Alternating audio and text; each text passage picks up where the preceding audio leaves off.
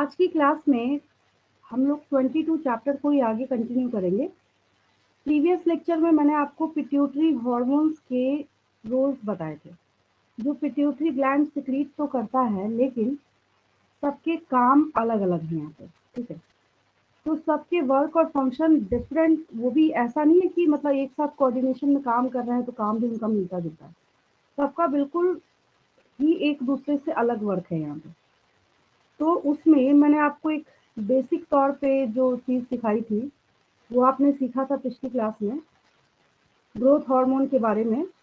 और growth hormone मतलब जब मैंने क्लास टर्मिनेट किया था तो मैंने आपको एक सिंपल सी बात बताई थी कि अगर ये ग्रोथ हार्मोन ज़्यादा सिक्रीशन करेगा तो जाइजेंटिज्म को कॉज करेगा। अगर ये ग्रोथ हार्मोन लो सिक्रीशन करेगा तो शॉर्ट हाइटेड जो होते हैं ना, उनको ड्वार्फ कहा जाता है। तो ये इसकी वजह से ड्वार्फिज्म होता है। यहाँ तक आपने सीखा था पिछली क्लास में। अब इसके आगे मैं आपको कंटिन्यू कर रही हूँ। तो ये आखिर टॉपिक चल कैसे रहा था? तो चल ऐसे रहा था एक्चुअली कि मैं आपको पहले 1 बाय 1 करके सबके सिक्रीशंस बता रही थी। मतलब पहले आपने एंटीरियर पिट्यूटरी या पार्स डिस्टेलिस के सिक्रीशंस को देखा, जिसमें आपके पास growth hormone, prolactin, TSH, LH, FSH, ACTH, ये सब कुछ था। उसके बाद फिर हमने यहाँ पे बात करी सिक्रीशंस ऑफ पार्स इंटरमीडिया। तो उसमें जो एमएसएच है उसका तो अलग से स्पेशल वर्क जो है वो आप सीखेंगे ही सीखेंगे, और मैंने आपको काफ़ी ज़्यादा एक्सप्लेन भी करा था पिछली क्लास में। फिर बचता है यहाँ पे, बच कौन गया? Posterior pituitary. तो पोस्टीरियर पिट्यूटरी जो यहाँ पे बच गया, तो उसमें आपने क्या सीखा कि ये ऑक्सीटोसिन और वेसोप्रेसिन का रोल आपने प्रीवियस चैप्टर में जब एक्सक्रीटरी प्रोडक्ट्स अंडर एलिमिनेशन आप पढ़ रहे थे उसमें आपने सीख रखा है। तो अब आज की क्लास जो आपको स्टार्ट करनी है, तो बोलने का क्या मतलब हुआ कि जीएच आपने सीख रखा है, तो आपको प्रोलैक्टिन से ये क्लास स्टार्ट करनी है। अब मैं सीधा स्टार्ट करती हूँ, प्रोलैक्टिन से बोलना शुरू कर देती, तो आपको ये समझ नहीं आता कि ये प्रोलैक्टिन आया कहाँ से और इसका काम कैसे चल रहा है, ठीक है। तो सबसे पहली चीज़, जब प्रोलैक्टिन के बारे में हम लोग यहाँ पे बात करते हैं, अच्छा हाँ, इसके बारे में इतने सारे जो हार्मोन्स का नाम आप देख रहे हैं, चाहे ग्रोथ हार्मोन हो, prolactin, TSH, LH, FSH, ACTH, MSH, vasopressin, जो भी है, आज के बाद से जब कभी इसमें से किसी भी हार्मोन का नेम आपको देखने को मिलेगा, उसमें कंफर्मेशन के साथ एक और बात आएगी, पिट्यूटरी हार्मोन लिखा ही रहता है साथ के साथ। क्या लिखा रहेगा आपका? Pituitary hormone. अच्छा देखिए, तो अभी जो है यहाँ पे ये किसके बारे में हम लोग डिस्कशन कर रहे हैं? प्रोलैक्टिन के बारे में, ठीक है। तो अगर आप इस हार्मोन के नेम को ध्यान से देखें, तो इस हार्मोन के नेम में लैक्टिन लगा हुआ है। क्या लगा हुआ है? और लैक्टो वर्ड जो है वो हमेशा आपने नोटिस करा है कि मिल्क के लिए आता है। याद होगा आपको, बायोमोलिक्यूल्स में भी जब लैक्टोज, गैलेक्टोज सब आ रहा था तो मैंने आपको बताया था कि लैक्टोज क्या है? आपका मिल्क शुगर है। तो इसके बेसिस पे आप एक कंक्लूजन ये निकाल सकते हैं, कभी अगर फ्यूचर में जाके आपको कंफ्यूजन हो जाए तो एक ट्रिक के तौर पे आप ये याद रखेंगे कि ये जो आपका प्रोलैक्टिन है, तो ये ऐसा हार्मोन है, पिट्यूटरी बनाता तो जरूर है, लेकिन फीमेल में एक चीज है कि मेमोरी ग्लैंड, जो आपने पढ़ रखा है बचपन से आज तक कि presence of memory gland is the characterising feature of mammals. तो वहाँ पे बच्चों का ये क्वेश्चन होता है कि मेल्स में कहाँ होता है? होता दोनों में है, बट फीमेल में वो क्या होता है? इनहेंस होगा और मेल में रिड्यूस्ड होता है। तो सवाल ये उठता है कि फीमेल में ब्रेस्ट डेवलपमेंट का काम करेगा कौन? तो यही प्रोलैक्टिन करता है। फिर पार्चुरेशन चाइल्ड बर्थ को बोला जाता है, ठीक है। मैं अभी जब लिखूंगी तो उसमें मैं विदिन ब्रैकेट डाल दूंगी, हालांकि आगे भी आप पढ़ेंगे। तो आफ्टर पार्चुरेशन मतलब आफ्टर चाइल्ड बर्थ जो मिल्क सिक्रीशन है उसमें भी कौन अपना इंपॉर्टेंट रोल प्ले करता है? प्रोलैक्टिन, ठीक है। तो पूछा जाए कि सबसे ज़्यादा हाई लेवल आपको प्रोलैक्टिन का किसमें देखने को मिल सकता है, तो प्रोलैक्टिन का हाई लेवल आपको जो जस्ट इन्फेंट को बॉर्न कर चुकी जो फीमेल है उसमें, मतलब न्यू मदर्स जो है उसमें सबसे ज़्यादा ये देखने को मिलता है, ठीक है। और मेन में अब ऐसा नहीं कि बनता नहीं है, लेकिन उसमें लेवल क्या होगा? लो होगा इसका, अगर नॉन प्रेग्नेंट वेमेन है उसमें भी क्या होगा, लो होगा ये, ठीक है। तो जो बातें मैंने बोली हैं वो फटाफट कर लीजिए मेरे साथ साथ, ज़्यादा नहीं, बस 1 से 2 पॉइंट है वो आप लिख लीजिए। ये तो मुझे लिखने की ज़रूरत नहीं है कि prolactin made by the pituitary gland, क्योंकि पिट्यूटरी ग्लैंड का ही लिख रहे हैं आप, ठीक है। And pituitary gland is a small gland at the base of the brain, ये तो आप जानते हैं, ठीक है। तो यहाँ पे फिर काम की बात कर लेते हैं, जो काम है इसका, इंट्रोडक्शन तो आप जानते ही हैं। तो आगे मैंने आपको जो बात सिखाई है वो आपने ये सीखा, prolactin causes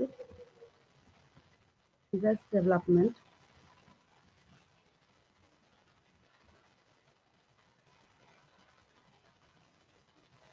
and make milk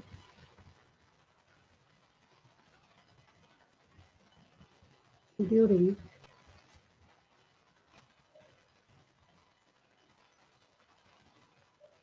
pregnancy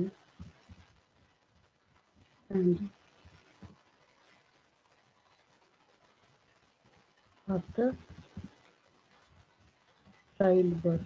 तो ये जो चाइल्ड बर्थ है ना यहाँ पर, इसके लिए हम लोग एक टर्म इस्तेमाल करते हैं जिसको बोला जाता है पार्चुरेशन। देन आपने क्या सीखा, इसका लेवल हाई आपको जो प्रेग्नेंट वुमेन है उसमें देखने को मिलता है। देन लिखिए प्रोलैक्टिन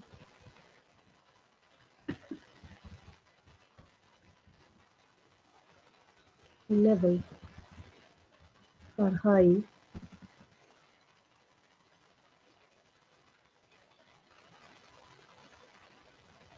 in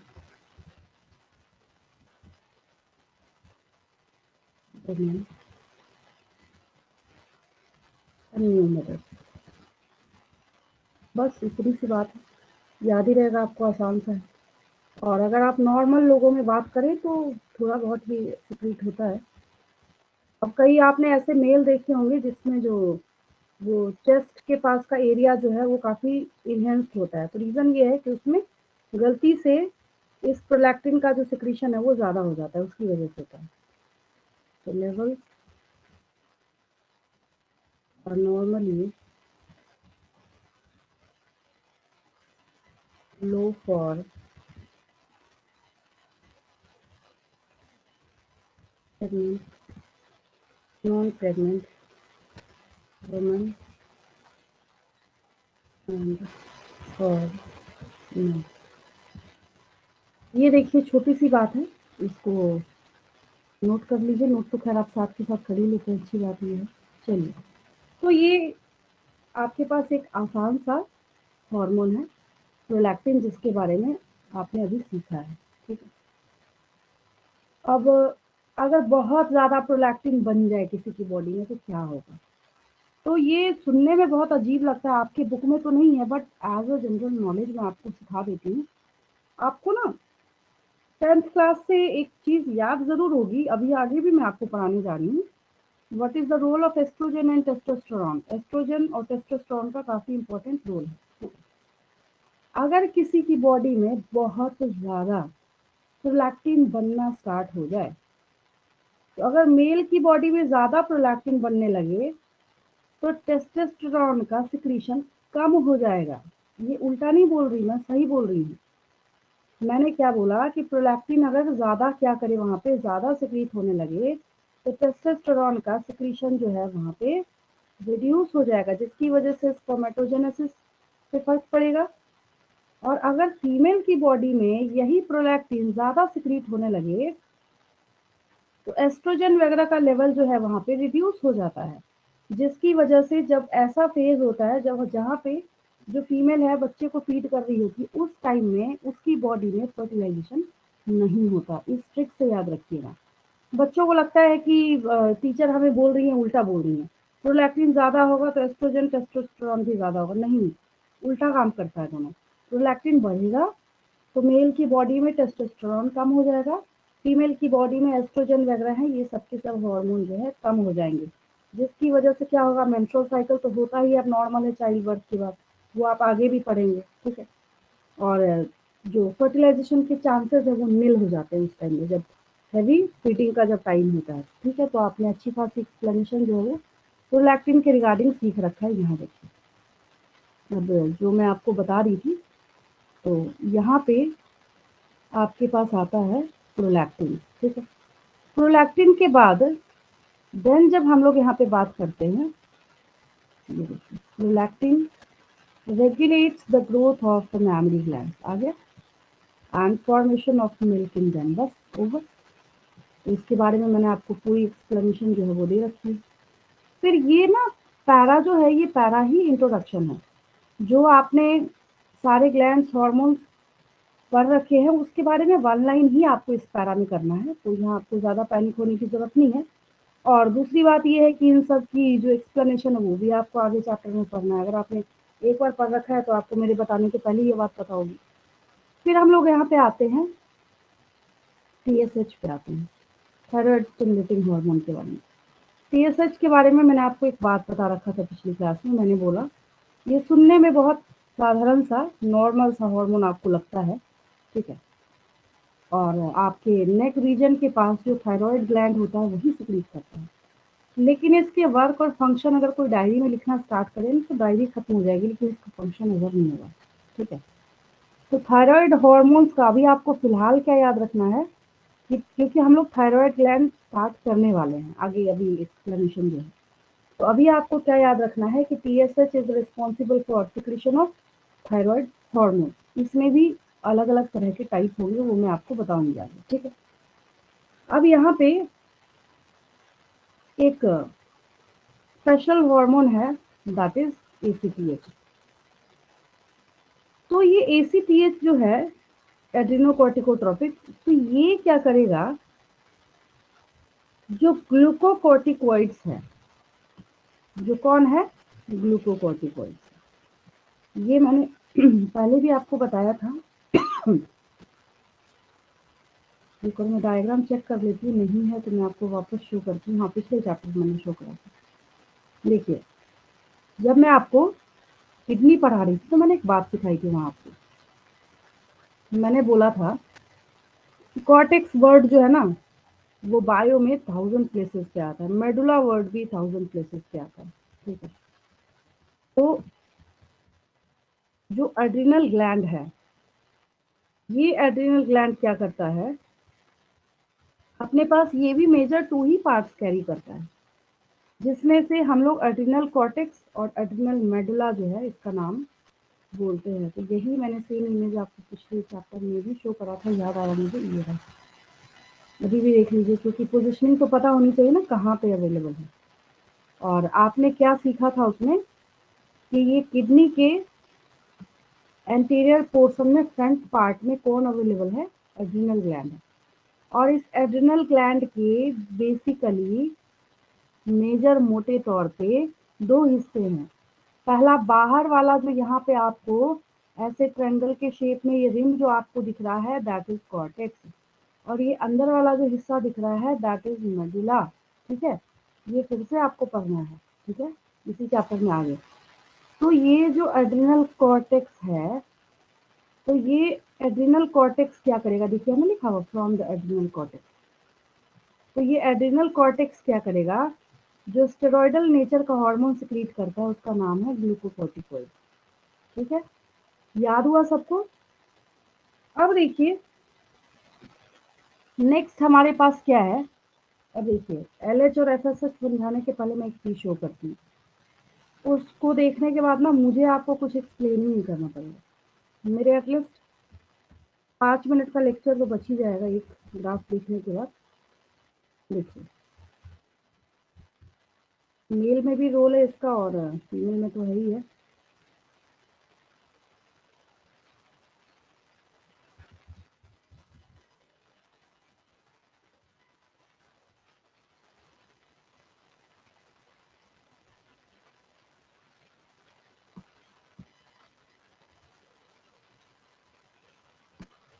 अब मुझे एक बात बताइए, इस इमेज में अब तो दिख ही रहा हो, LH और FSH लिखा हुआ दिख रहा है।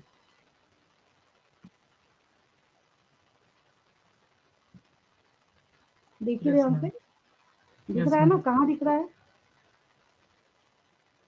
ऊपर वाले साइड में। सबसे ऊपर है। और मैंने आपको यही सिखा रखा था कि दोनों एक साथ इसलिए बनाए जाते हैं, दोनों के दोनों पिट्यूटरी हार्मोन हैं। अब ये मेंस्ट्रुअल साइकिल का ग्राफ है, तो ज़्यादा स्टोरी नहीं बताऊंगी, सिर्फ इतना क्रिस्टल क्लियर जरूर करूंगी कि यहाँ पे ओवरी से ओवम रिलीज हो रहा है, और 10th क्लास में आपने पढ़ रखा है the process of release of ovum from the ovary outside the ovary is known as ovulation. पढ़ रखा है आपने? ओव्यूलेशन। ठीक है। अब ये जो ओव्यूलेशन का जो प्रोसेस है, ये mid of the menstrual cycle में हो रहा है। ये देखिए 14th डे के पास बना हुआ है, सबको पता है। ये जब भी होगा mid of the menstrual cycle में होगा, गारंटी है 2000% इस चीज की। आगे पीछे किसी फीमेल में हो ही नहीं सकता है, जब भी होगा mid of the menstrual cycle में होगा। लेकिन चौंकाने वाली बात क्या है कि इस ओवुलेशन को कराने के लिए ये देखिए एलएच और एफएसएच चला गया, पीक पे गया, तो जिसकी वजह यस से मैम। अगर किसी फीमेल की बॉडी में ये एलएच और ये एफएसएच का सिक्रीशन ना हो, तो उसकी बॉडी में मेंस्ट्रुअल साइकिल नहीं है। मेंस्ट्रुअल साइकिल का मतलब क्या है? ये ओवम रिलीज हुआ, जब स्पर्म से फर्टिलाइज नहीं करेगा, जब नहीं करेगा फर्टिलाइज, तो एंडोमेट्रियम जो मतलब अंदर वाला जो यूट्रस का वॉल है, उसकी थिकनेस को देखिए मोटा हो गया, बढ़ाएगा, और फिर जब नया साइकिल बिगिन होगा तो ये फिर टूट टूट के वेजिनल जो पैसेज है उसके थ्रू ये बाहर रिलीज हो जाएगा। बस स्टोरी ओवर। तो आपको एक ग्राफ ने कितना सारा कॉन्सेप्ट जो है एक साथ सिखा दिया। ठीक है, अब देखिए ये जो एक्टिविटी बोल रहा है, LH and FSH stimulate gonadal. अब गोनेड का मतलब आया समझ में? अब गोनेड का मतलब आया समझ में? क्या सिखाया था मैंने आपको पिछली क्लास में? गोनेड मतलब गैमेट। नहीं, गोनेड का मतलब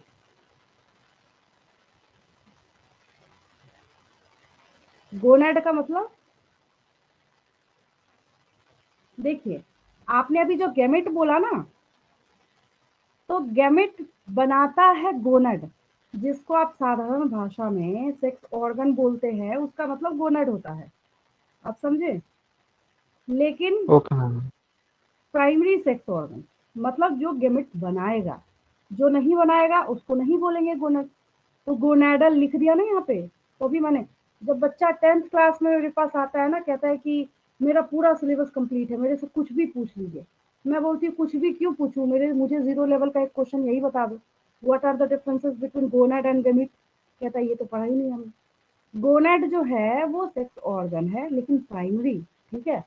और गैमीट जो है गोनेड बनाता है। आप नहीं भूलेंगे ना नेक्स्ट क्लास में, याद हुआ? ठीक है। Yes ma'am.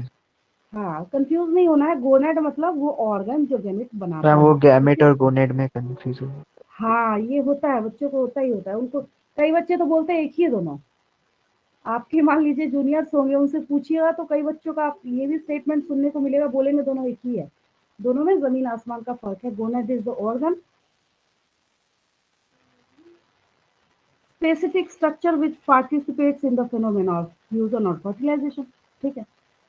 वो तो सेल्स हो गए ना, वो तो एक एक यूनिसेलुलर दोनों है, स्पर्म है और ओवम है। चलिए आगे बात करते हैं। अब यहाँ पे तो LH और FSH ने क्या किया, जो गोनाडल एक्टिविटी है उसको स्टिमुलेट, कैसे स्टिमुलेट किया देखा आपने? कह रहा है गोनाडल एक्टिविटी को स्टिमुलेट करेगा, तो आपने देखा कैसे स्टिमुलेट किया? अगर ये LH और FSH अपना पीक नहीं दिखाएगा, ये नहीं होगा, इसको क्या पढ़िए, ये भी बैठा रहेगा। इसको ट्रिगर करने का, पुश करने का, धक्का मारने का, एक्टिवेट करने का काम इसी का, जो यहाँ पे पीक, इवन की आगे जाके मैं आपको ये भी सिखाऊंगी, उसको कहते ही LH सर्ज है। ये जो यहाँ पे इसका जो पीक लेवल आपको देखने को मिलता है ना, इसके लिए हम बायो में एक टर्म देते हैं जिसको हम लोग LH सर्ज कहते हैं। ठीक है, तो ये आपको आया समझ में? ठीक है। तो आपको यहाँ पे ना एक बिल्कुल ही कॉम्प्रेस्ड फॉर्म में लिखा हुआ है कि ये गोनाडल एक्टिविटी को स्टिमुलेट करने का काम करेगा। ठीक है। तो जिसकी वजह से हम लोग इनको LH को और FSH को ना गोनेडोट्रोफिन्स कहते हैं। मेल की बात आती है जब, तो मेल में भी वैसा ही फीडबैक मैकेनिज्म फॉलो होता है। मेल की बॉडी में क्या होगा, अब ऐसा थोड़ी है कि LH का ल्यूटिनाइजिंग हार्मोन जिसको आप बोलते हैं, ऐसा थोड़ी इस ल्यूटिनाइजिंग हार्मोन का मेल की बॉडी में कोई यूज नहीं है। ये जो है ये एंड्रोजन, टेस्टोस्टेरोन जो हार्मोन है ना, एंड्रोजन की कैटेगरी में आता है। तो यही वो एलएच है जो स्टिमुलेट करता है टेस्टिस को, कहता है तुम टेस्टोस्टेरोन को सिक्रीट करो, ठीक है। ये किसमें करेगा, लेकिन हाँ, अगर मेल की बॉडी में एफएसएच का रोल आप देखें और एंड्रोजन जो है, ये दोनों मिल के स्पर्मेटोजेनेसिस को रेगुलेट करेंगे, जिसको मैं और आगे डिटेल में कराऊंगी आपको, ठीक है। अभी बेसिक तौर पे मैंने आपको जितना सिखाया है वो तो आपको साथ के साथ याद होता जा रहा होगा। मैं अभी पूछ लेती हूँ तुरंत ही, सारा ओवर कराने के बाद। फीमेल में अब देखिए, आपने जो ग्राफ से देखा ना, वो देखिए लिख रखा है इसमें यहाँ पे, ल्यूटिनाइजिंग हार्मोन जो है ये ओवुलेशन को इंड्यूस करेगा, देखा अभी आपने, ठीक है। कहाँ से रिलीज होगा, तो जो फुल्ली मैच्योर फॉलिकल है, जिसको ग्राफियन फॉलिकल हम लोग बोलते हैं, उसमें से रिलीज होगा, ठीक है। अब देखिए फंस गए आप कहाँ पे, कॉर्पस ल्यूटियम पे। बच्चों को ग्राफियन फॉलिकल और कॉर्पस ल्यूटियम में डिफरेंस पूछ दो, उनका दिमाग खराब हो जाता है, कहते हैं मैम दोनों तो एक ही, हमें लगता है सुनने में समझ नहीं आता क्या होता है। देखिए ये जो ग्राफ आपको दिख रहा है ना यहाँ पे, ये मेंस्ट्रुअल साइकिल का ग्राफ, अगर मैं ऐसा बोलूं कि आपको क्या करना है, इस ग्राफ के दो हिस्से बांट लेने हैं, ही सही में एग्जैक्टली में दो पार्ट है, इसको समझाने के लिए मैं बता रही हूँ।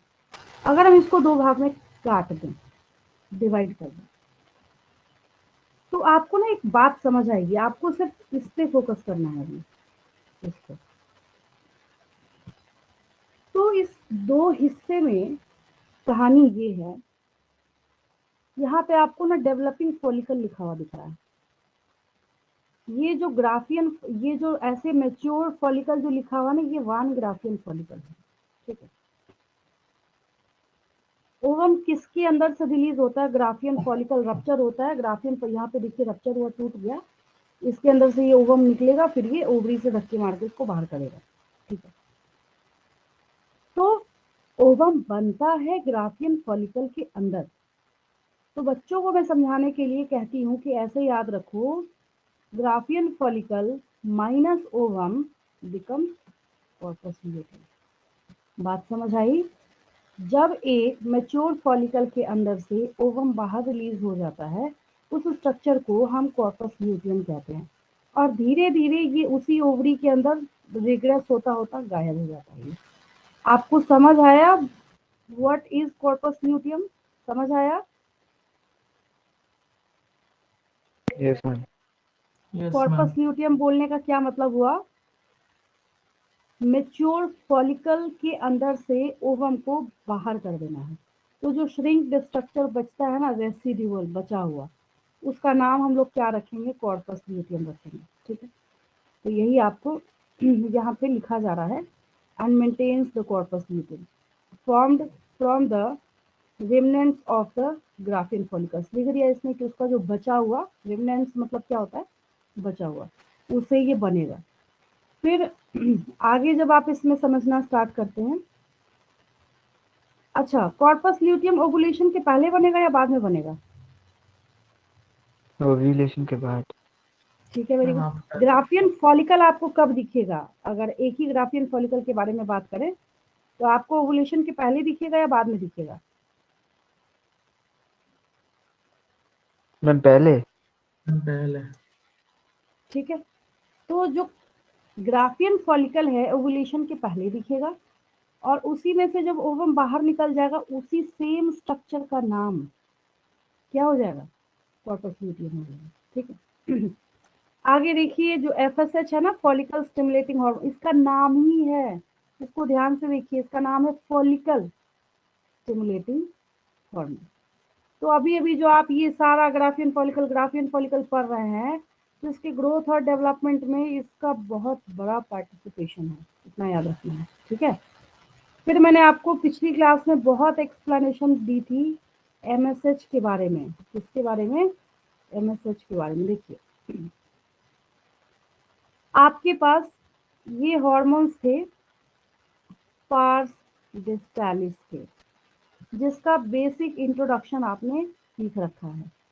अब बारी आती है सिक्रीशंस ऑफ पार्स इंटरमीडिया की। तो यहाँ पे इसके पास जो सिक्रीशन है that is melanocyte stimulating hormone. तो ये जो MSH या मेलानोसाइट स्टिमुलेटिंग हार्मोन है, इसके बारे में जब हम लोग यहाँ पे बात करते हैं, तो मैंने बहुत स्टोरी आपको पिछले लेक्चर में इसके बारे में सुना रखी है, जिसमें मैंने आपको सिखाया था कि अगर किसी के स्किन में मेलानिन का सिक्रीशन ज़्यादा हो जाए, मेलानिन को कंटेन करने वाले सेल का नंबर ज़्यादा हो जाए, तो स्किन का जो पिगमेंटेशन है वो ज़्यादा हो जाता है, जिसकी वजह से उसका स्किन जो है वो डार्क कलर का हो जाता है। याद आया? ठीक है। फिर जब हम लोग आगे बढ़ते हैं, तो आगे जब हम लोग बढ़ते हैं तो आपने ये दोनों तो सीख ही रखा है। आपने अभी अभी एंटीरियर पिट्यूटरी मतलब पार्स डिस्टालिस के सारे हार्मोन और पार्स इंटरमीडिया, बोलने का ये मतलब है कि अगर मैं इनमें से हर एक हार्मोन के बारे में मैं बोलूँ कि मुझे एक सही सही काम बता दो, तो बता सकते हैं ना? इतना बोलने का मेरा मतलब है बस। ठीक है। अब इसके बाद बचा कौन इसमें? तो बच गया आपके पास पोस्टीरियर पिट्यूटरी। पोस्टीरियर पिट्यूटरी जो है, इसके पास बेसिक जो सिक्रीशंस हैं, मेजर सिक्रीशंस हैं, that are oxytocin and vasopressin. तो अब यहाँ पे बात आती है किसकी? ऑक्सीटोसिन की। ठीक है। ये जो ऑक्सीटोसिन है, इसको हैप्पी हार्मोन भी बोला जाता है। हमारी बॉडी के जो स्मूथ मसल्स होते हैं ना, उसके ऊपर काम करता है और उनके कॉन्ट्रैक्शन में ये क्या करता है? इंपॉर्टेंट रोल प्ले करता है। फीमेल में जब पूरा फीटस कंप्लीटली डेवलप हो जाता है, तो डेवलपमेंट के बाद यूट्रस की कॉन्ट्रैक्शन के थ्रू वो चाइल्ड जो है वो नीचे की तरफ इजेक्ट होता है, जिसकी वजह से चाइल्ड बर्थ होता है। तो आगे आप पढ़ेंगे, नीट के एग्जाम का क्वेश्चन है कि which hormone plays an important role in fetal ejection reflex. Oxytocin को टिक करना होता है। अगर कोई फीमेल ऐसी है जिसमें कॉम्प्लिकेशन होता है, तो नीट के एग्जाम में क्वेश्चन ये पूछा जाता है कि किस हार्मोन का जो डोज है, इंजेक्शन है, वो उसमें चाइल्ड बर्थ को ट्रिगर करने के लिए दिया जाता है। तो इसी ऑक्सीटोसिन का इंजेक्शन इसको दिया जाता है। ठीक है, याद रहेगा। और तो और जैसे आपने प्रोलैक्टिन का सीखा था, उसके साथ साथ ये भी मिलके मेमोरी ग्लैंड से मिल्क इंजेक्शन में हेल्प करता है। ठीक है। और रही बात जो दूसरा है यहाँ पे वेसोप्रेसिन, इसका रोल मैंने अभी जस्ट आपको प्रीवियस चैप्टर में सिखा रखा है। ये किडनी के ऊपर काम करेगा और वहाँ पे जो ट्यूबुलर पार्ट है, वहाँ से रीअब्जॉर्प्शन ऑफ वाटर और इलेक्ट्रोलाइट्स कहलाएगा। जो ट्यूबुलर पार्ट है, डिस्टल ट्यूब्यूल्स है, वहाँ से ये क्या करेगा? इलेक्ट्रोलाइट्स मतलब आयंस जो है और पानी जो है, उसके रीअब्जॉर्प्शन को बढ़ाएगा। रीअब्जॉर्प्शन को जब बढ़ाएगा, तो उस बंदे की बॉडी से मान लीजिए अगर वाटर लॉस ज़्यादा हुआ है, तो पानी के लॉस से उस इंसान को ये बचाएगा। ठीक है। तो जिसकी वजह से हम इसको क्या कहते हैं? एंटी डायूरेटिक हार्मोन बोलते हैं। याद आया? ये अभी जस्ट पढ़ा है आपने पिछले चैप्टर में। ठीक है।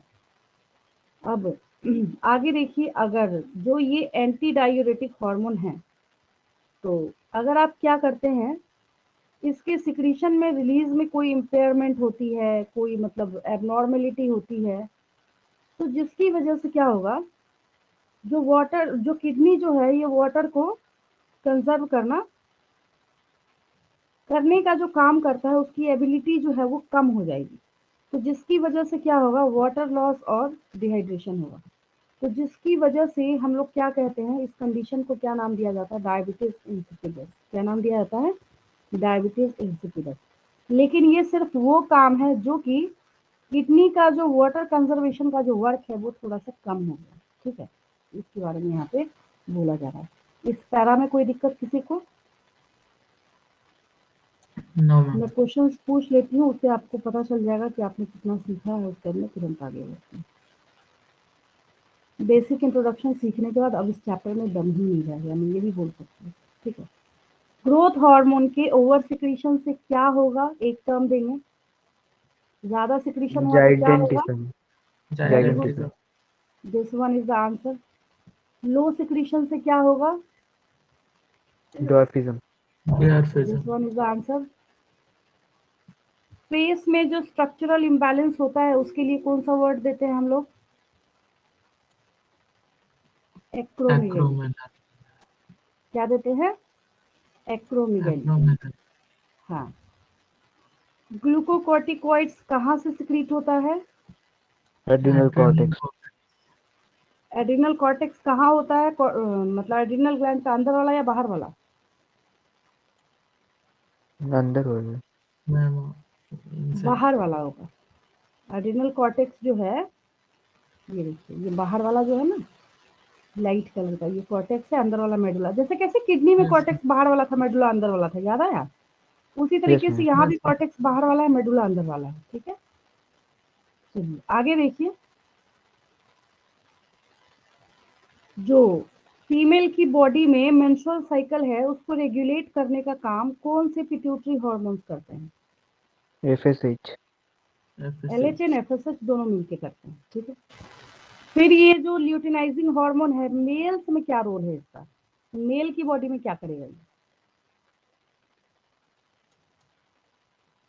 आपको सिर्फ इतना याद रखना है कि एंड्रोजन सिक्रीशन में हेल्प करेगा और एफएसएच जो है स्पर्मेटोजेनेसिस में हेल्प करेगा। इसको भी मैं तुरंत आगे ओपन करके क्रिस्टल क्लियर करके मैं बताऊंगी आपको। ठीक है, what do you understand by the term corpus luteum?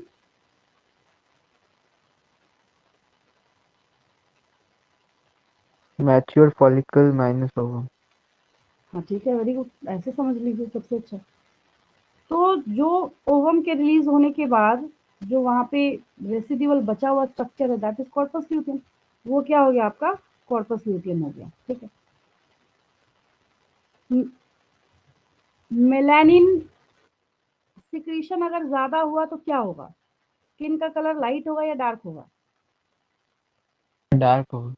Dark होगा। ठीक है, फीटल इजेक्शन रिफ्लेक्स के लिए कौन रिस्पॉन्सिबल है?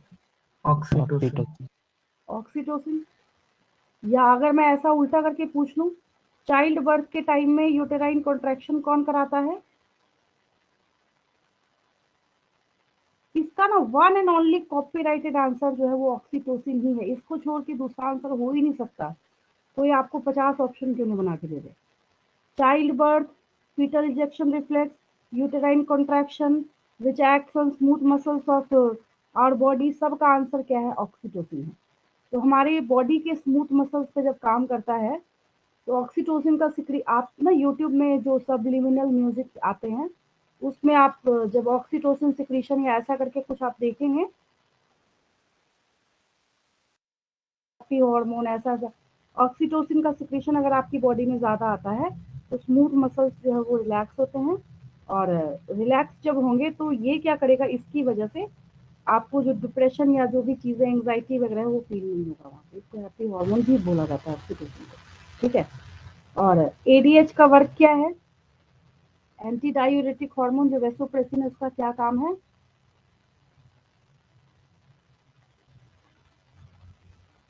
नेफ्रॉन के ट्यूबुलर पार्ट से पानी का और इलेक्ट्रोलाइट्स के रीएब्जॉर्प्शन में हेल्प करता है। याद हो गया? ठीक है, आगे बढ़े हम लोग। यहाँ तक क्रिस्टल क्लियर है बिल्कुल? Yes ma'am. चलिए,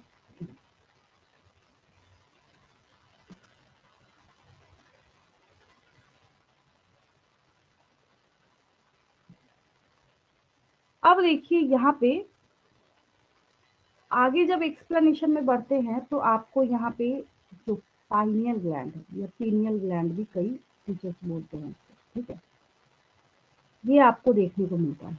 एक्सप्लेनेशन बहुत आसान है, मैं बार बार हर क्लास में एक ही चीज रिपीट करती हूँ। अब उसका रीजन ये है कि अगर आपने सिर्फ पोजिशनिंग जो है उसको समझ के रखा हुआ है, अब आपको यहाँ पे दिख रहा है what is the positioning of this pineal gland, ये, तो ये पाइनियल ग्लैंड जो यहाँ सिचुएटेड है आपके ब्रेन में। तो ब्रेन में जब ये प्रेजेंट है तो आपकी बॉडी में कई तरह की रिदमिक एक्टिविटी होती है। लेकिन हम लोग यहाँ पे कौन से रिदम के, अब आपका breathing and exchange of gases rhythmic activity है। आपका ब्लड सर्कुलेशन जो हार्ट कर रहा है रिदमिक एक्टिविटी, तभी तो रेट पढ़ा आपने ना। अगर कोई चीज रिदमिक नहीं होगी तो हम उसका रेट पढ़ेंगे क्या? नहीं पढ़ेंगे। रेट पढ़ रहे हैं आप तो इसका मतलब है बोलने का कि 2000% कंफर्मेशन है तो उसके पास क्या है? Rhythmic activity.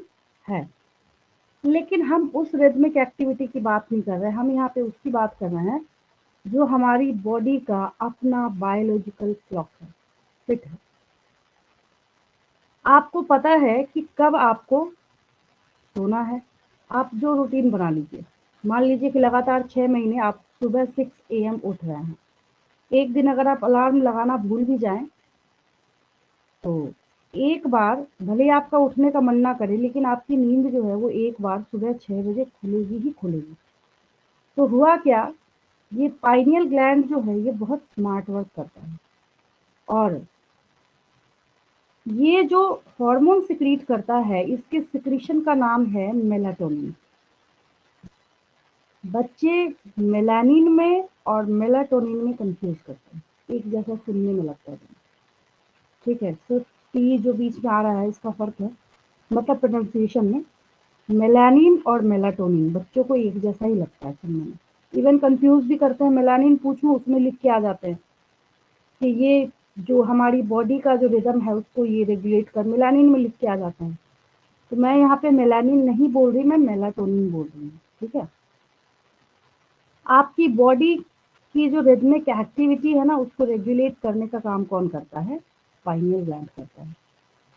अब जैसे नॉर्मल साधारण भाषा में अगर बोले तो आपका जो स्लीप और वेक साइकिल है, आपका बॉडी टेम्परेचर, इन सारी चीज़ों को रेगुलेट करने का काम कौन कर रहा है, पाइनियल ग्लैंड कर रहा है। तो इससे एक और क्या चीज़ होगी, ये जो आपका पाइनियल ग्लैंड है, जैसे कोई फीमेल हो, अगर वो उसके सोने जगने का कोई टाइम टेबल, कोई हिसाब किताब नहीं है अगर, तो आप देखेंगे उसका मेंस्ट्रुअल साइकिल जो है एबनॉर्मल हो जाता है। रीज़न क्या है, रीज़न ये है कि जो पाइनियल ग्लैंड उसकी बॉडी के स्लीप वेक साइकिल को रेगुलेट मेंटेन करने का काम कर रहा था, उसको कंफ्यूज करके रख दिया उस फीमेल ने। अब उसको जब कंफ्यूज करके रख दिया तो जो ये मेंस्ट्रुअल साइकिल का रेगुलेशन जो है उसमें भी वहाँ पे डिस्टर्बेंस आ जाएगी, ठीक है। और एक साथ ये कितने कोऑर्डिनेशन में वर्क कर रहा है कि आपके मेटाबॉलिज्म को भी इन्फ्लुएंस करेगा, पिगमेंटेशन को भी करेगा, मेंस्ट्रुअल साइकिल को भी करेगा, और डिफेंस कैपेबिलिटी को भी क्या करेगा। तो एक साथ ये इतनी सारी फिजियोलॉजिकल मेटाबॉलिक एक्टिविटीज को रेगुलेट और मेंटेन करने का काम करता है, ठीक है। तो ये आपके ब्रेन के इस बेसल पार्ट में यहाँ पे क्या अवेलेबल है, पाइनियल ग्लैंड है। तो मेलाटोनिन को कॉमन लैंग्वेज में, साधारण भाषा में हम लोग स्लीप हार्मोन बोलते हैं, ठीक है। तो ये स्लीप हार्मोन जो है, अब जैसे मैंने अभी अभी आपको ऑक्सीटोसिन का, सबलिमिनल का एग्जांपल दिया था, वैसे ही अगर आप यूट्यूब के ऊपर जाके मेलाटोनिन सिक्रीशन सिर्फ इतना ही लिखिए ना, तो इतना ही लिखने के बाद आप सिर्फ मेलाटोनिन लिखिए, अगर मतलब क्लास ओवर होने के बाद देख लीजिएगा, अभी नहीं चेक करने में बोल रही, आप सिर्फ मेलाटोनिन लिखिए। मेलाटोनिन लिखते के साथ ना वो यूट्यूब जैसे नीचे वो रिलेटेड सर्च में देता है ना, तो आप देखेंगे उसमें कि लिखा हुआ आएगा melatonin for sleep, melatonin tablet, अब जिसको नींद ही नहीं आती खाओ इसको हार्मोन को इंड्यूस करने के लिए। फिर उसके बाद जब उस पर क्लिक करेंगे तो आपको कुछ मेडिसिन नजर आएंगी, कुछ सबलिमिनल नजर आएगा, कई फूड लोग दिखाएंगे कि इसको खाइए तो आपका मेलाटोनिन जो है वो सिक्रीट होगा। तो इतना इम्पोर्टेंट रोल है, और कई तो ऐसा चैलेंज करते हैं कि ये मेलाटोनिन का जो टैबलेट है इसका कोई साइड इफेक्ट नहीं है, आप एक टैबलेट खाइए तुरंत इंस्टेंटली आपको नींद आ जाएगी, इतना ज़रूरी है ये, ठीक है। तो ये आपने किसका रोल सीखा है, पाइनियल ग्लैंड का रोल सीखा है। इसको समझने में कोई दिक्कत किसी को, क्लियर मतलब है अगर बिल्कुल? मेलाटोनिन नहीं होता तो स्लीप वेक साइकिल नहीं होता है। नहीं होगा, इम्पॉसिबल है, ठीक है। तो जिसकी वजह से आप क्लास ओवर होगी तो इंटरेस्ट के तौर पे सीखने के पर्पज से भी डाल के देखिएगा, चाहे आप गूगल में डाल के देखें, चाहे आप यूट्यूब में डाल के देखें। बहुत सारी ऐसी ऐसी चीज़ें सिर्फ आपको थंबनेल में ही देखने को मिलेंगी ना, तो उससे ही आधी नॉलेज जो आपकी क्लियर हो जाएगी। लोगों ने तो आधी इन्फॉर्मेशन थंबनेल में ही दे रखी होती है, उससे भी आपको ये पता चल जाएगा। तो मैंने आपको क्या बोला था कि इस चैप्टर में जैसे जैसे आप आगे बढ़ेंगे ये बहुत ही आसान होने के साथ साथ इंटरेस्टिंग भी होता चला जाता है। सही में इंटरेस्टिंग है, मुझे नहीं लगता कि इस चैप्टर में कोई ऐसा फिजियोलॉजिकल पार्ट है जो समझने में बच्चों को दिक्कत आए। प्लस दूसरी बात ये है कि समझने के साथ साथ याद भी होता जाता है, अगर आप थोड़ा थोड़ा 3 3 डेज पे वीकली इसको मतलब रिवाइज करते चले जाते हैं। तो अगर आपसे कल को जाके कोई पूछे कि which hormone regulates the sleep wake cycle, तो क्या लिखेंगे? क्या लिखेंगे आंसर? वहां पे मेलाटोनिन। आंसर में मेलाटोनिन लिखेंगे। और अगर आपसे पूछा जाए mention the site of secretion of melatonin, फिर पाइनियल क्या लिखेंगे? ग्लैंड। Pineal gland. बस ये आसान सा एक पोर्शन है आपके एग्जामिनेशन पॉइंट ऑफ व्यू से, इससे ज्यादा तो कुछ भी नहीं पूछा जाना है, ठीक है। और अगर आप नोट के फॉर्म में अगर आप लिखना चाहते हैं, अगर आपको आया तो 2 मार्क्स से ज्यादा आ नहीं सकता ये, ठीक है।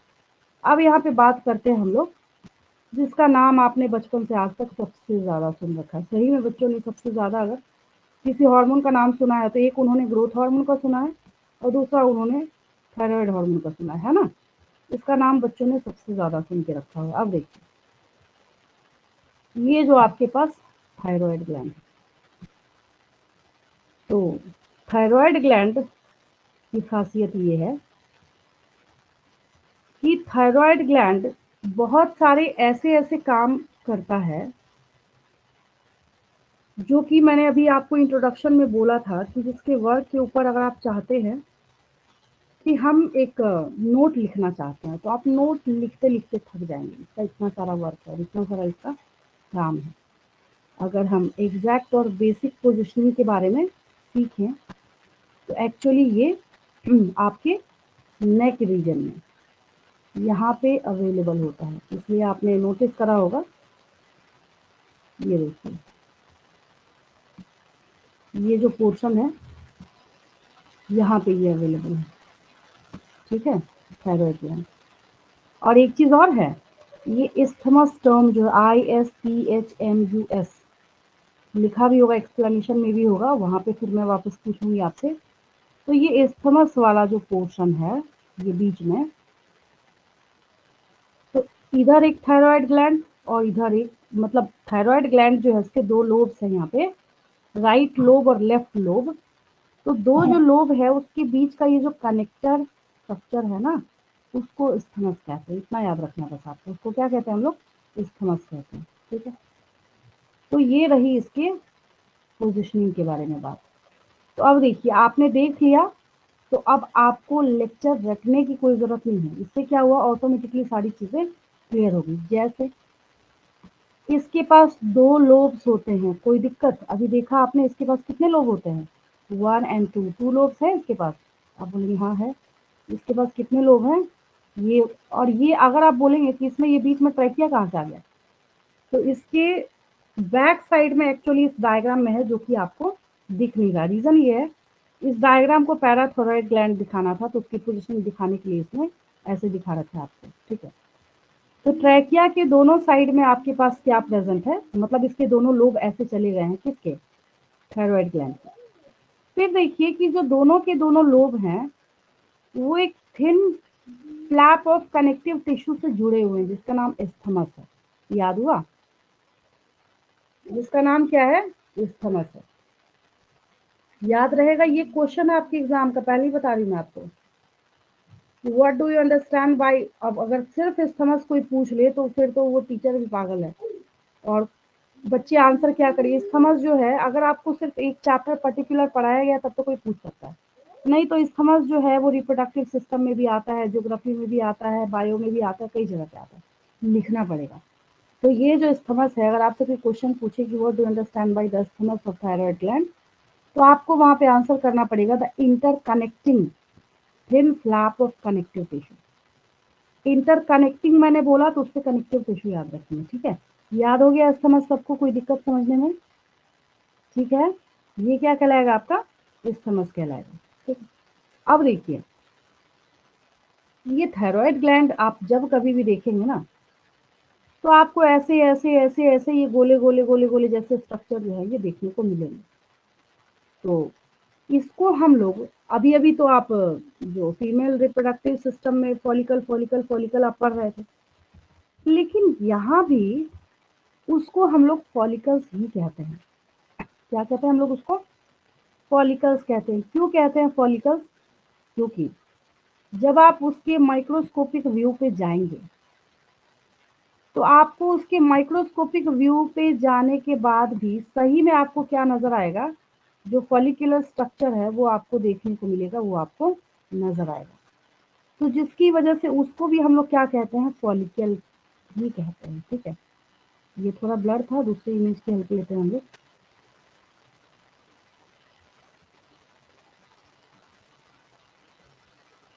ये देखिए काफी क्लियर है। तो ये जो है आपके पास सही में फॉलिकुलर स्ट्रक्चर जो है ये नजर आ रहा है आपको। ये देखिए, ये रहा थायराइड ग्लैंड के फॉलिकल्स, याद रहेगा। और थायराइड ग्लैंड है, लेकिन इतनी इंश्योरिटी रख रहा है और इतनी समझ ये रख रहा है कि मुझे क्या चाहिए, आरबीसी चाहिए, ब्लड की कैपिलरी आरबीसी सब कुछ अपने आजू बाजू में लेके घूम रहा है। ठीक है, तो ये जो पूरा एक गोले गोले सा ये जो पर्टिकुलर स्ट्रक्चर आपको दिख रहा है, दैट्स आर थायराइड फॉलिकल। ठीक है, तो थायराइड ग्लैंड के अंदर आपने अभी अभी माइक्रोस्कोप के अंदर क्या क्या देखा, आपने देखा इसके अंदर फॉलिकल्स हैं और उसका जो बेस होगा उसमें एयर तो फिल होगा नहीं, हवा तो भरा नहीं होगा, उसमें तो टिश्यू होंगे। तो स्ट्रोमा किस सेंस में आता है वो आप शुरू से आज तक सुनते आ रहे हैं, उसको भी हम लोग स्टोमल टिश्यूज ही कहते हैं। मतलब थायराइड ग्लैंड में आपने दो बातें सीखी, एक है फॉलिकल, दूसरा है स्टोमल टिश्यू, याद हुआ। ठीक है, फिर ये जो थायराइड फॉलिकल है तो इसके पास क्या है, फॉलिकुलर सेल है, जो हर एक ईच थायराइड फॉलिकल है। तो ये फॉलिकुलर सेल जो है ये कहाँ बैठा हुआ है, तो कैविटी के अंदर बैठा हुआ है। ये जो सेल फॉलिकुलर सेल जो है ये देखिए यहाँ पर, तो ये फॉलिकुलर सेल है। ठीक है, these follicular cell synthesize two hormones. ये जो फॉलिकुलर सेल है ये क्या करेगा, देखिए टेट्रा जो है, चाहे बायो हो, केमिस्ट्री हो, कहीं भी हो, किसी भी सब्जेक्ट में हो, टेट्रा वर्ड चार के ही आते हैं। 4। हाँ, टेट्रा मतलब 4 होता है, तो आपको रटना नहीं है। जो टेट्रा आयोडोथायरोनिन है तो उसके पास आयोडीन का नंबर कितना होगा, 4 होता है। तो tetra iodo, 4 iodine, 3 iodine, try iodo. ठीक है, केमिस्ट्री में भी आपने ऑर्गेनिक में भी पढ़ी रखा है सब। ठीक है, तो टेट्रा आयोडोथायरोनिन को हम साधारण भाषा में थायरोक्सिन कहते हैं। और दूसरा जो है आपका यहाँ पे ट्राई आयोडोथायरोनिन, इसमें आयोडीन 3 होगा। ठीक है, तो आयोडीन जो है ये आपको चाहिए अगर आपको थायराइड हार्मोन बनाना है तो, अगर आपको थायरोक्सिन बनाना है तो। ठीक है, अगर आप अपने डाइट में आयोडीन की कमी करते हैं तो हाइपो मतलब लेस होता है, हाइपोथायरॉयडिज्म होगा। और जिसकी वजह से आपने कुछ लोगों को देखा होगा नेक वाले गले वाले हिस्से में ना काफ़ी ज़्यादा मतलब इनलार्जमेंट और स्वेलिंग हो जाती है। थायराइड ग्लैंड में क्या हो जाती है, स्वेलिंग हो जाती है। तो ये थायराइड ग्लैंड में जो स्वेलिंग होती है इसका मतलब है कि उस बंदे में जो थायराइड हार्मोन है उसका सिक्रीशन कम है। और इस बीमारी का नाम आप जानते हैं, जिसको आप गोइटर बोलते हैं। गोइटर। क्या बोलते हैं आप इसको, गोइटर कहते गोइटर। हैं। अगर कोई प्रेग्नेंट वुमेन है उसकी बॉडी में आयोडीन कम गया, थायरोक्सिन कम सिक्रीट होगा, और जिसकी वजह से जो ग्रोइंग फीटस है, तो ग्रोइंग फीटस के डेवलपमेंट के ऊपर उसका बहुत इम्पैक्ट पड़ेगा। इतना ज़्यादा उसका रोल होगा कि अलग से फिर डॉक्टर को मेडिसिन लिखनी पड़ेगी। इस जैसे कैसे मतलब थायराइड हार्मोन के लिए थायरोग्रिट ऐसे ऐसे करके बहुत सारी मेडिसिन टैबलेट, कोई ऐसी फार्मास्यूटिकल कंपनी नहीं होगी ना जो इस थायराइड से रिलेटेड मेडिसिन ना बनाती है। क्योंकि आज के डे में क्या है, ये काफ़ी ज़्यादा कॉमन प्रॉब्लम। बहुत आप अपनी फैमिली में ढूंढ के देखिए, एक न एक बंदा या 2-3 बंदे जो ओल्ड एज के लोग हैं वो आपको ऐसे ज़रूर मिल जाएंगे, बोलेंगे हमें थायराइड की प्रॉब्लम है, हमें थायराइड की बीमारी। बहुत ही साधारण जो है, मतलब डायबिटीज़ के साथ तो फ्री में आता है ये। डायबिटीज़ जिसको होगा उसको आपको नहीं हमेशा ये थायराइड वाली जो प्रॉब्लम है ये भी होती है साथ के साथ। ठीक है, तो यहाँ पे थायराइड ग्लैंड जो है इसके क्लासिफिकेशन में या फिर इसके सिक्रीशन के टाइप में जो सबसे पहली चीज़ आपको याद करनी है वो क्या है, T3 है और T4 है। याद रहेगा, ऐसे याद रखिए शॉर्ट में, T3 और T4 याद रहेगा। ठीक है, चलिए आगे बढ़ते हैं।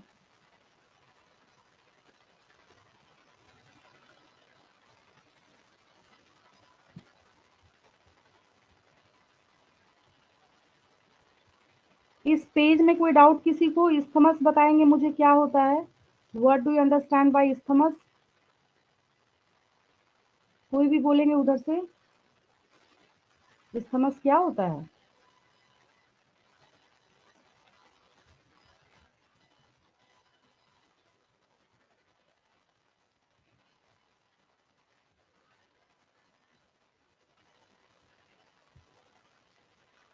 इस्थमस थायराइड ग्लैंड में कहाँ प्रेजेंट होता है?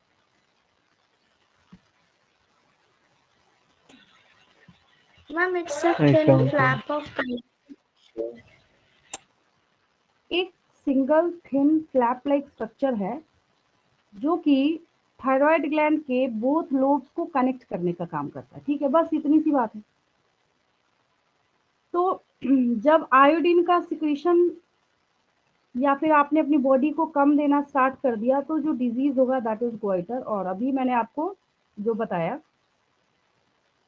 कि जो फीटस है उसके डेवलपमेंट के ऊपर इसका बहुत रोल है और जिसकी वजह से स्टंटेड ग्रोथ होगा। स्टंटेड मतलब ग्रोथ का जो रेट है वो कम हो जाएगा, जिसको हम लोग क्रेटिनिज्म कहते हैं। क्या कहते हैं हम लोग इसको? क्रेटिनिज्म कहते हैं। बच्चे में मेंटल रिटार्डेशन होगी, इंटेलिजेंस पावर क्या होगा? लो होगा, जो वहाँ पे उसका इंटेलिजेंस क्यूशेंट है वो कम होगा, एबनॉर्मल स्किन होगा, डीप म्यूटिज्म होगा। ठीक है, मतलब जो साइड इफेक्ट्स है ना या जो डिमेरिट्स है ना, भरमार होगा उसका। सिर्फ किसकी वजह से? अगर उसकी बॉडी में थायरोक्सिन का सिक्रीशन ठीक से नहीं हुआ। मैंने आपको बोला था ना कि अगर आप इसका रोल लिखना स्टार्ट कीजिए तो रोल लिखते लिखते आप थक जाएंगे। ठीक है, और अगर हम एडल्ट वेमेन में बात करें तो जो मेंस्ट्रुअल साइकिल है वो कम्प्लीटली इरेगुलर हो जाएगा। किसके नहीं होने से? थायराइड हार्मोन जो है इसके कम सिक्रीट होने की वजह से। ठीक है, और अगर थायराइड ग्लैंड का कैंसर होता है तो थायराइड ग्लैंड में क्या होते हैं? छोटे छोटे नोड्यूल्स जो हैं ये फॉर्म, नोड मतलब गांठ जैसा उसमें बनना स्टार्ट हो जाएगा। अब थायराइड हार्मोन का जो सिक्रीशन है अगर ये हाई हो जाए तो हाई को हाइपर कहते हैं। जैसे अभी तक आप किसका पढ़ रहे थे? यहाँ पे लो का पढ़ रहे थे, और अभी आप किसका पढ़ रहे हैं? यहाँ पे हाई का पढ़ रहे हैं। तो इसको हम लोग हाइपर थायरॉयडिज्म कहते हैं। क्या कहते हैं हम लोग इसको? हाइपर थायरॉयडिज्म कहते हैं। ये भी पूरी बॉडी की फिजियोलॉजी को यहाँ पे अफेक्ट करने का काम करेगा। ठीक है, तो ये आपने पूरा का पूरा नोट किसके बारे में सीखा है? थायराइड ग्लैंड के बारे में सीखा है। क्या सीखा है मैं वापस आपको रिवाइज करा देती हूँ। थायराइड ग्लैंड के पास ये 2 लोब्स अवेलेबल हैं। अभी अभी देखा आपने, 2 लोब हैं इसके पास।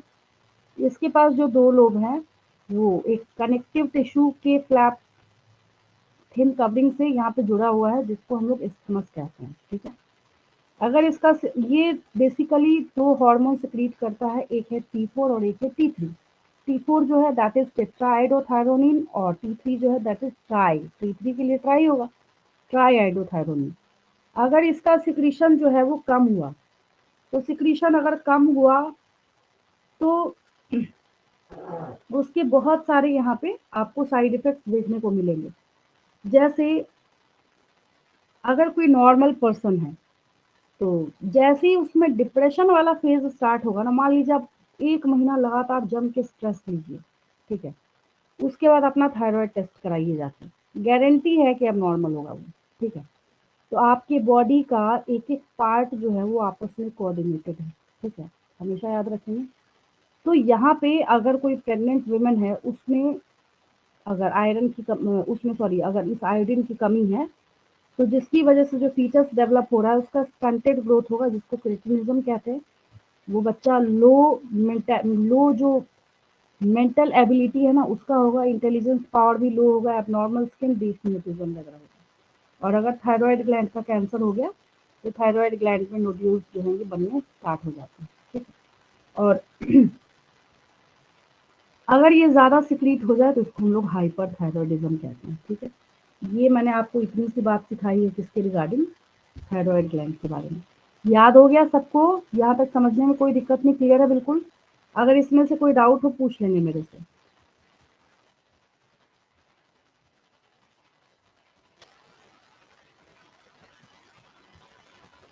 आगे चले हम लोग, यहाँ तक कोई दिक्कत तो नहीं? आपने नो मैम। जितने बायोमोलिक्यूल्स पढ़े हैं ना 9th चैप्टर में, तो सारे जो बायोमोलिक्यूल्स आपकी बॉडी के हैं, जितने भी बायोमोलिक्यूल्स हैं, सबके बॉडी में रेगुलेशन का काम भी जो है वही थायराइड हार्मोन्स करते हैं। जैसे यहाँ देखिए, जो आपके बॉडी का बेसल मेटाबॉलिक रेट है, यहाँ पे एक टर्म लिखा जाता है जिसको आप लोग क्या कहते हैं, बेसल मेटाबॉलिक रेट कहते हैं। तो यहाँ पे ये जो हार्मोन है, राधे हलन बोलते हैं, तो ये बेसल मेटाबॉलिक रेट को क्या करेगा, ये रेगुलेट करने का काम करेगा। मतलब कुछ भी जितना मेंटेनेंस है बॉडी का, आपने देखा ईच एंड एवरी पार्ट का रेगुलेशन जो है कौन कर रहा है, थायराइड हार्मोन कर रहा है। तो इसको कुछ समझ नहीं आया तो एक साथ मिलके सबको निचोड़ के कॉम्प्रेस करके क्या लिख दिया गया, play an important role in the regulation of the basal metabolic rate. और अगर किसी की बॉडी में आरबीसी का फॉर्मेशन ना हो तो स्टोरी तो वैसे भी खत्म है।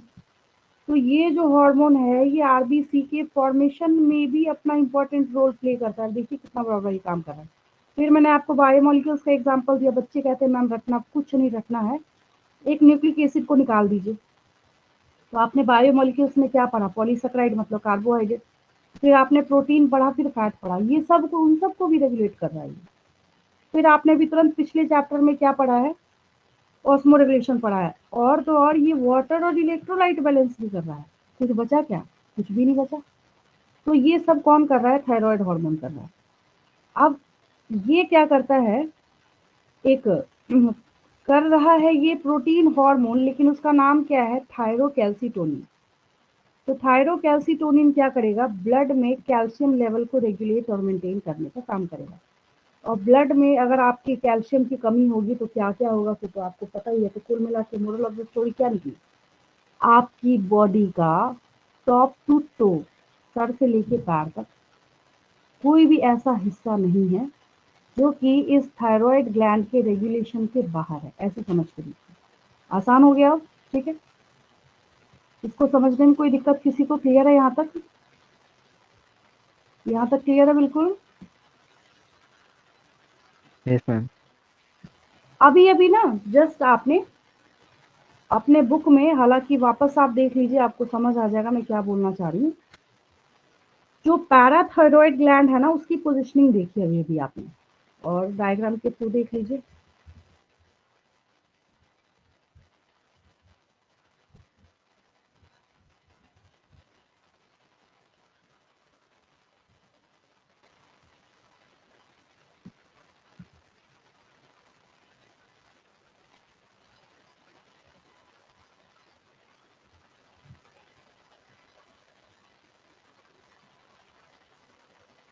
देखिए ये बीच वाला स्टमक भी जो है इसमें बहुत अच्छा दिख रहा है, ये देखिए।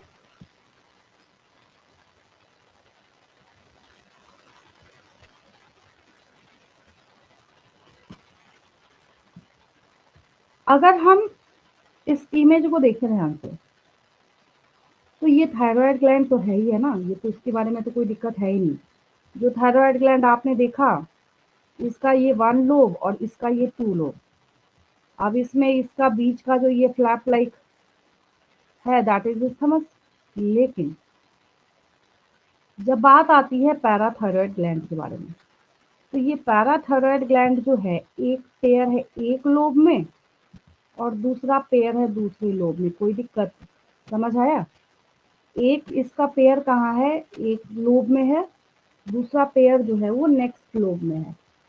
तो पेयर हो गए 2, जब 2 पेयर हुआ तो टोटल नंबर कितना हो जाएगा, 4, ठीक है। तो जिसके बारे में आपको बोला जाता है 4 पैराथायरॉयड ग्लैंड। कहाँ देखा अभी अभी आपने, तो back side of the thyroid gland देखा। कहाँ देखा आपने, थायराइड ग्लैंड के बैक साइड में देखा।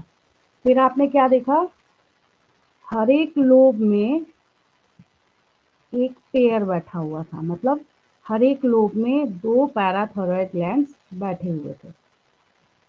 अब आसान और अच्छी बात ये है कि इसका नाम भी पैराथायरॉयड ग्लैंड है। पेप्टाइड हार्मोन का क्या मतलब है? पेप्टाइड हार्मोन का मतलब बोलेंगे उधर से, what is the meaning of peptide hormone? Ma'am pepsin से रिलेटेड है। पेप्टाइड हार्मोन मतलब प्रोटीनेशियस। इतनी जल्दी बायोमोलिक्यूल्स भूल गए आप लोग? पेप्टाइड मैंने आपको प्रोटीन चेन को सिखाया था ना, polypeptide chain. Peptide term is directly linked with protein. Protein का दूसरा नाम पेप्टाइड है।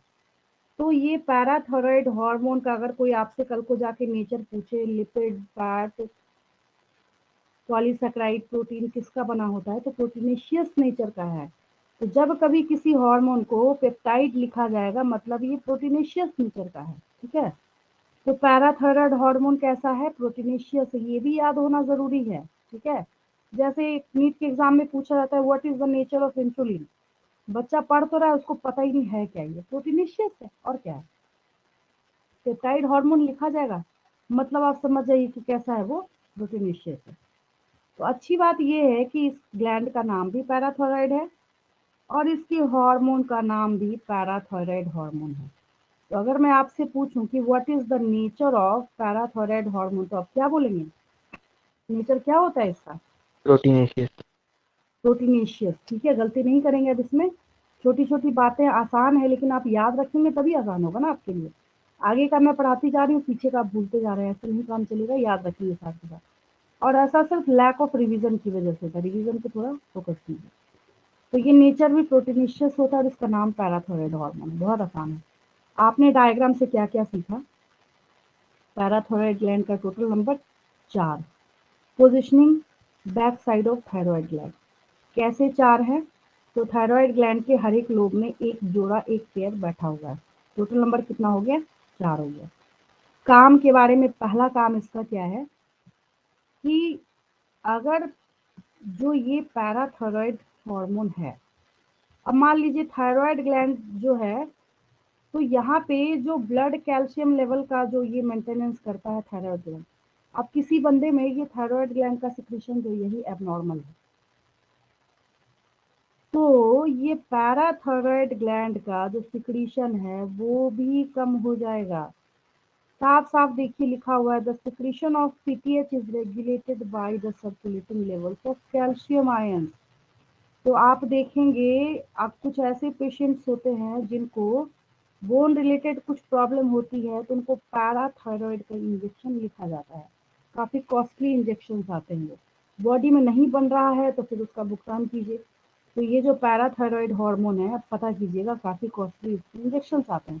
तो कितना बड़ा रोल है, जॉइंट पेन है, जॉइंट रिलेटेड कोई प्रॉब्लम है, उठा बैठा नहीं, सारा पूरा ड्रामा है आपकी बॉडी में किसका है? कैल्शियम आयन का है। बोन के बनने में किसका रोल है? कैल्शियम आयन का रोल है। किसी की हड्डी क्रैक हो गई, देखिए वहाँ पे कैल्शियम के टैबलेट्स लिखे जाते हैं उसको। तो अगर कैल्शियम आयन का सिक्रीशन नहीं हुआ तो जो पैराथायरॉयड हार्मोन का सिक्रीशन है उसमें भी एबनॉर्मेलिटी आती है। ठीक है, स्टोरी आई आपको समझ में? यहाँ तक कोई दिक्कत किसी को? इसी में आगे बढ़े हम लोग। ठीक है, यहाँ तक समझ आया? Yes ma'am. चलिए आगे देखिए। तो ये जो पैराथायरॉयड हार्मोन है तो किससे रेगुलेट होता है? कौन मॉनिटर है इसका? Calcium ion. पैराथायरॉयड हार्मोन का मॉनिटर कौन है? पैराथायरॉयड ग्लैंड का कैल्शियम आयन है। इतना याद रखेंगे। तो क्या मतलब हुआ बोलने का कि पैराथायरॉयड हार्मोन जो है अगर सिक्रीशन ये खुद भी अपना अच्छा कर रहा है तो कैल्शियम आयन का लेवल जो है वो ब्लड में बढ़ जाता है। तो अगर ज्यादा सिक्रीट हो तब भी दिक्कत है। तो पीटीएच जो है ये बोन्स पे काम करेगा और ये क्या करेगा? बोन रिजॉर्प्शन कराने का काम करता है, तो जिसकी वजह से डिसोल्यूशन और डीमिनरलाइजेशन हो सकता है। ठीक है, फिर ये क्या करेगा? ये दूसरा और कौन कौन सा काम करेगा? तो ये रीएब्जॉर्प्शन ऑफ कैल्शियम आयन कराता है रीनल ट्यूब्यूल्स के द्वारा। याद आया? रीनल ट्यूब्यूल कौन सा? तो यहाँ पे नेफ्रॉन के जो ट्यूबुलर पार्ट है उसके बारे में बोला जा रहा है। तो यही वो पैराथायरॉयड हार्मोन है जो कि किडनी वाले पार्ट से कैल्शियम आयन के रीएब्जॉर्प्शन को कराने में अपना इंपॉर्टेंट रोल प्ले कर रहा है। और जो डाइजेस्टेड फूड है, आपका जो डाइजेस्टेड फूड आपने कंज्यूम किया है, उसमें से खींच खींच के कैल्शियम आयन के एब्जॉर्प्शन अब आप खा रहे हैं। आप दिन भर मैगी पिज्ज़ा खा रहे हैं, तो आपके बॉडी में न्यूट्रिशनल वैल्यू 0 जा रहा है, ठीक है।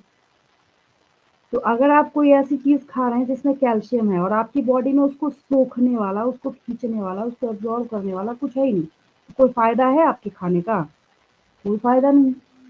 तो आपकी बॉडी में जो वहाँ पे अवेलेबल है पैराथायरॉयड हार्मोन, ये हार्मोन इतना ज़्यादा इम्पोर्टेंट है कि आपके डाइजेस्टेड फूड में से कैल्शियम आयन को खींच के कहता है दो, इसकी ज़रूरत है मुझे बॉडी में।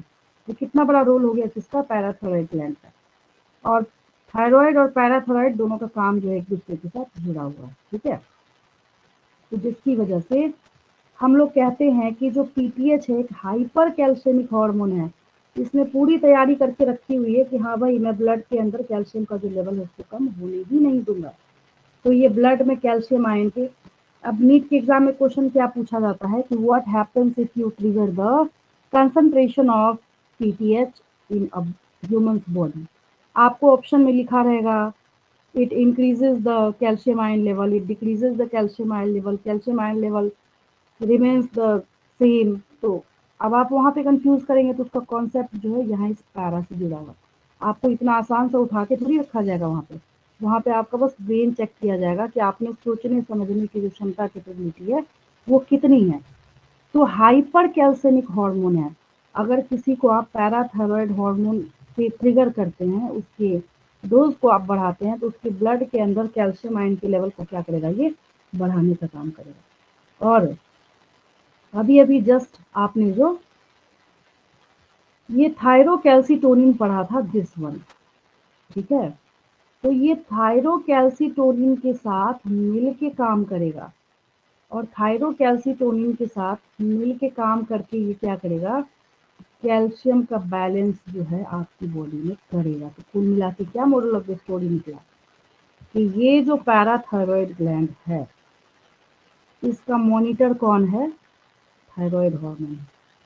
और जो थायरॉयड हार्मोन है उसका सिक्रीशन अगर इम्बैलेंस हो गया, उसके सिक्रीशन में अगर कोई एबनॉर्मेलिटी हो गई, तो पैराथायरॉयड ग्लैंड की स्टोरी जो है वैसे भी ओवर है, उसकी कहानी वैसे भी ओवर है। रीज़न ये है कि ये जो पीटीएच का सिक्रीशन है तो ये कैल्शियम आयन के लेवल से रेगुलेट भी होता है, मतलब ट्रिगर भी इसी से होगा, और ये फिर सिक्रीट होने के बाद एब्जॉर्प्शन भी इसी का कराता है। तो कुल मिला के ये मोरल ऑफ द स्टोरी क्या निकली कि ये एक हाइपर कैल्शियमिक हार्मोन है। कैसा हार्मोन है ये? हाइपोकैल्शियमिक नहीं, हाइपोकैल्शियमिक बोलेंगे तो लो कैल्शियम लेवल कर देगा ये हाइपर कैल्शियमिक बोल रहे हैं हम लोग, मतलब कैल्शियम आयन के लेवल को क्या करता है? ये बढ़ाने का काम करता है ब्लड के अंदर, ठीक है। और किसके साथ मिलके काम करेगा? ये थायरोकैल्सिटोनिन के साथ मिलके काम करेगा, ठीक है। यहाँ तक क्लियर है बिल्कुल? इसको समझने में कोई दिक्कत किसी को?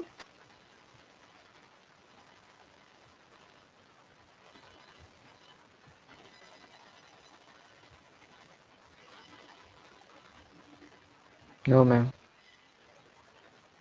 तो आप क्योंकि एक दिन में बहुत सारे टॉपिक सीख रहे हैं और ये आपका इस चैप्टर का सेकेंड लेक्चर था, और नेक्स्ट क्लास में थर्ड लेक्चर में बहुत आसानी से आपको भी दिख रहा है स्मूथली, ऐसा भी नहीं है कि मुझे कोई एफर्ट लगाना पड़ रहा है। बस इतना है कि थोड़ा सा जो जल्दी बोलने वाला काम जो है वो बढ़ गया है, बट मैंने आपको एक भी वर्ड मिस नहीं करा है, सो आप भी देख रहे हैं। इवन कि उसके अंदर रिलेटेड छुपा हुआ जो भी कॉन्सेप्ट है एडिशनल वो भी मैं आपको दे ही रही हूँ। तो ये आपका सेकेंड लेक्चर था और अगली क्लास के थर्ड लेक्चर में ये चैप्टर आपका ओवर हो जाएगा। लेकिन मेरे सिलेबस करा देने मात्र से कुछ नहीं होने वाला है, ये आपको भी बताया। आपको मैंने ये टॉपिक कायदे से बैठ के देखिए याद करा दिया है, समझा दिया है, एक एक लाइन एक एक अक्षर सब कुछ मैंने आपको उसमें समझाया है, ठीक है। और जो पार्ट अभी आगे रिमेनिंग है तो उसमें भी आज की क्लास में आपने बहुत सारा टर्म सीखा है, बहुत सारी टर्मिनोलॉजी सीखी, एक एक वर्ड एक एक चीज़ जो है उसको बैठ के, ये नहीं कि देख के किताब में से और नोट बना लिया आपने अपनी नोटबुक में, नहीं, उसको नोटबुक में आपको देख के नहीं लिखना है, जितनी हेडिंग्स हैं जो इम्पोर्टेंट यहाँ पे हाईलाइट्स हैं उसको आपको नोट करना है, और नोट करने के बाद फिर आप खुद को चेक कीजिए कि उसमें आप कितना कर पा रहे हैं और कितना आप नहीं कर पा रहे हैं। जहाँ कोई डाउट आएगा लिखते वक्त उसको आप मेरे से नेक्स्ट क्लास में पूछ लेंगे। तो यहाँ तक क्लियर है बिल्कुल? यहाँ तक कोई डाउट तो नहीं पैराथायरॉइड ग्लैंड तक? हाँ मैम।